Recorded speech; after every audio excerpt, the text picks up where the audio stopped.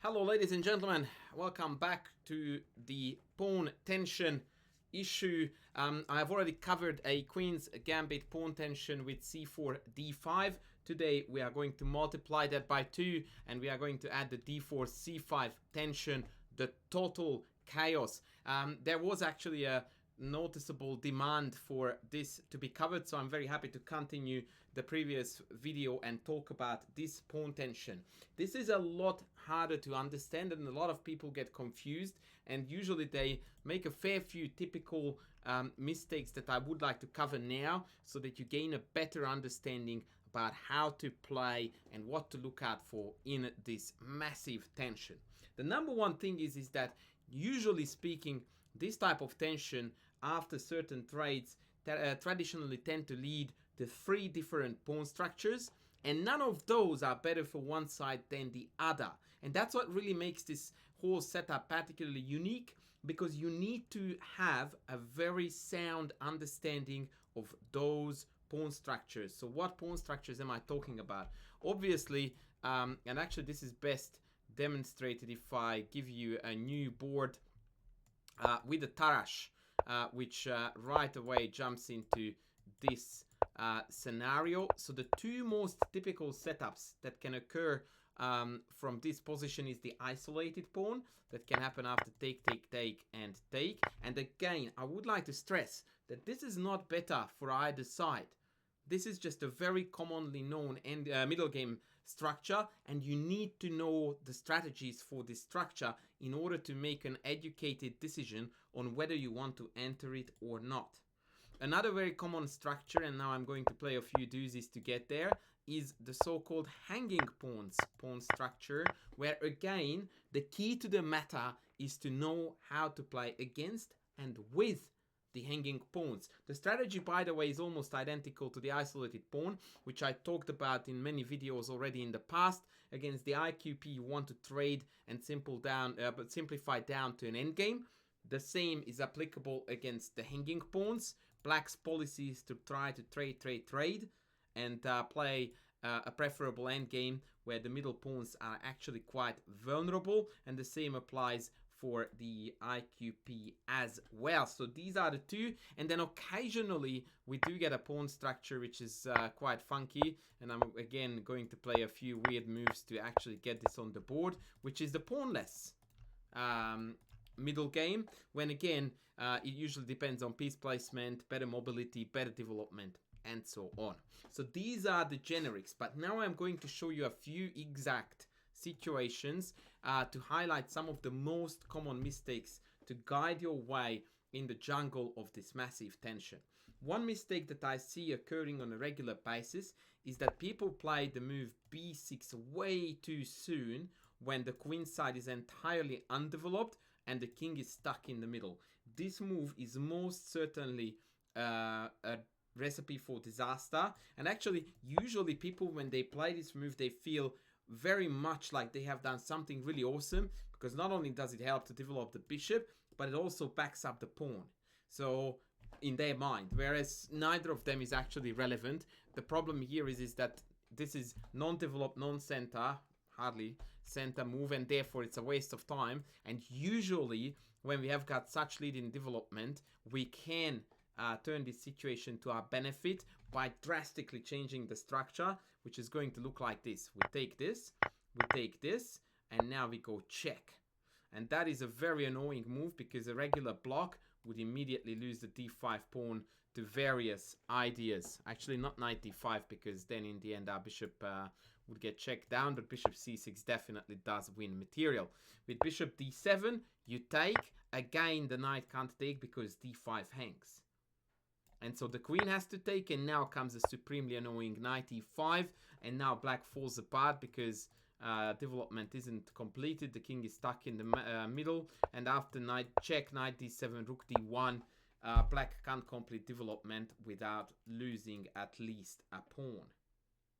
Now this is quite a long variation, and it's very concrete, but that is precisely the nature of this pawn tension, that you have to calculate a lot.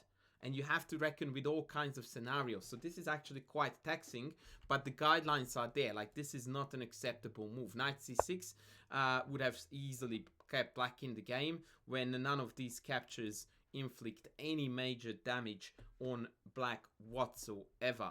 So this is one very, very common mistake. I'll show you another example of this.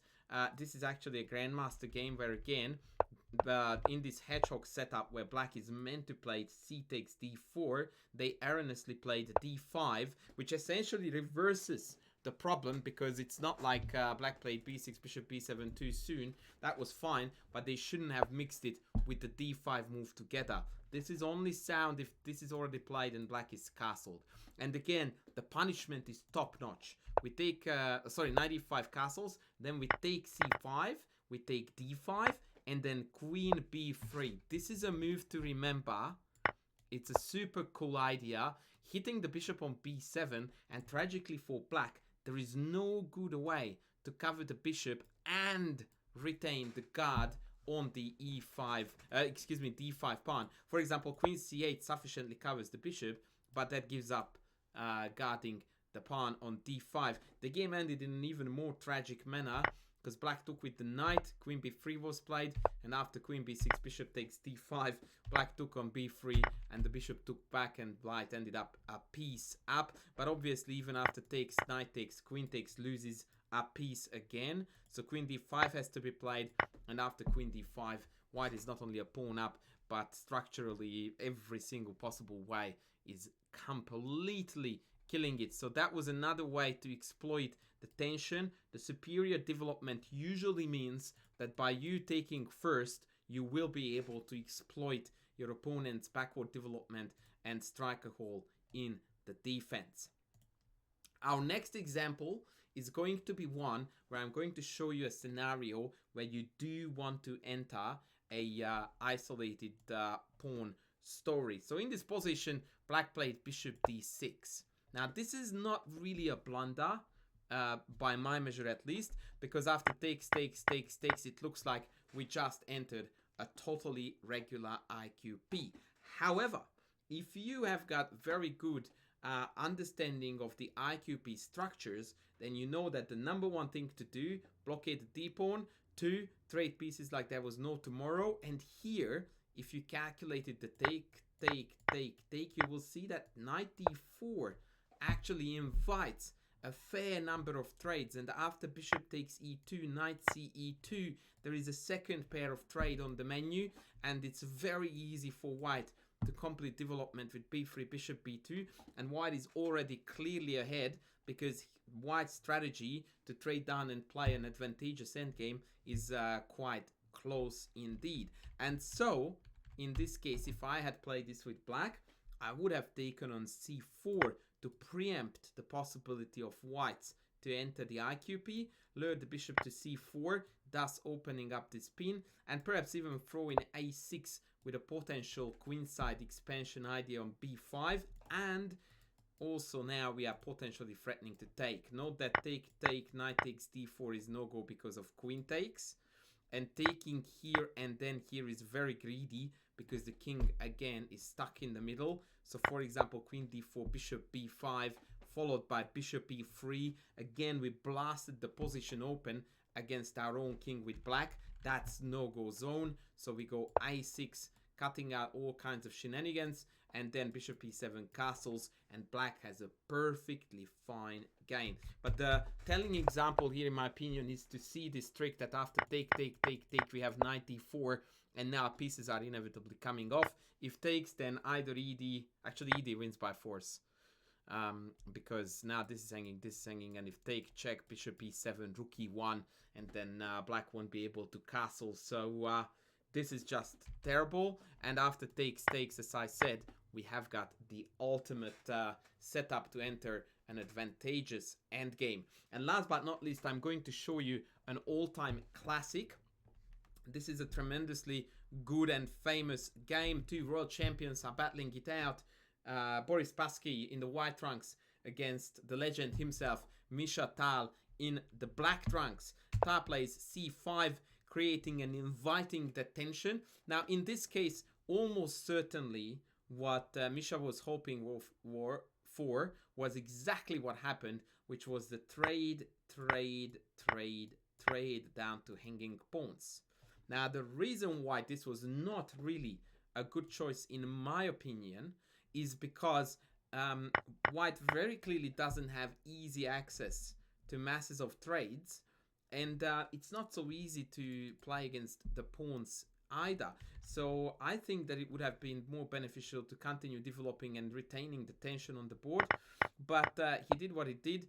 Actually, queen c3 was the mistake. Knight h4 is typical in these structures where the bishop is not covering this diagonal to come in from knight f5, but both bishop e5 and g6 are playable moves for black with very complex ideas. However, after queen c3, Spassky now began to feel the downside of playing against the hanging pawns, and that is that they have immense power in terms of controlling all the squares in the center, and you always have to be on the lookout for them when they want to progress forward, such as d4, a very clever and creative idea, blasting open the other bishop's diagonal and now inviting absolute chaos on the board.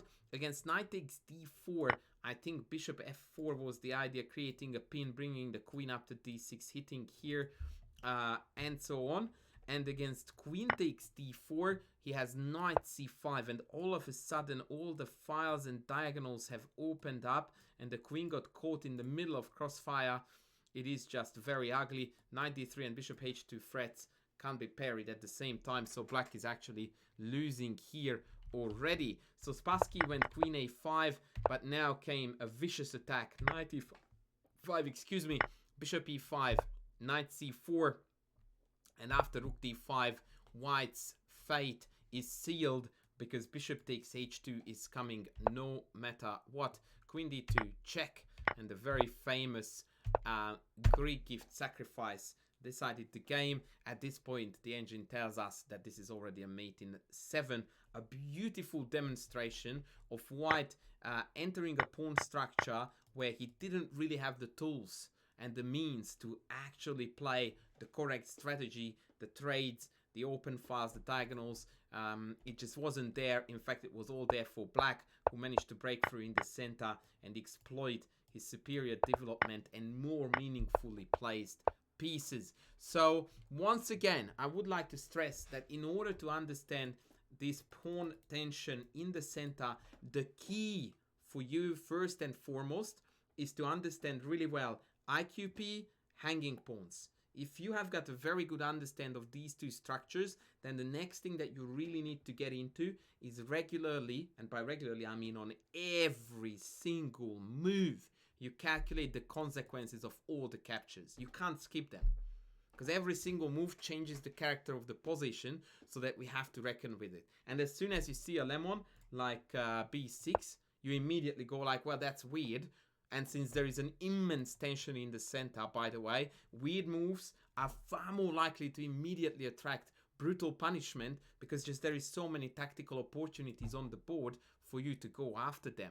And so as soon as you see a weirdo, you are immediately looking to exploit those moves by aggressive means, trading, trying to find a weak spot. I hope you guys found it useful. This is a little bit of a tough topic to cover, because in order to really get to the bottom of it, you need to do your homework in learning IQP and hanging pawns, and then you are going to have an easier access in your mind to the correct choices when you have got these positions on the board. Nonetheless, I hope that this video was useful. I look forward to seeing you in my next video. Don't forget to like, to sub, to leave a comment, please. Potentially to super like me and my videos. And I will be back with the next soon. Thanks for watching. Bye.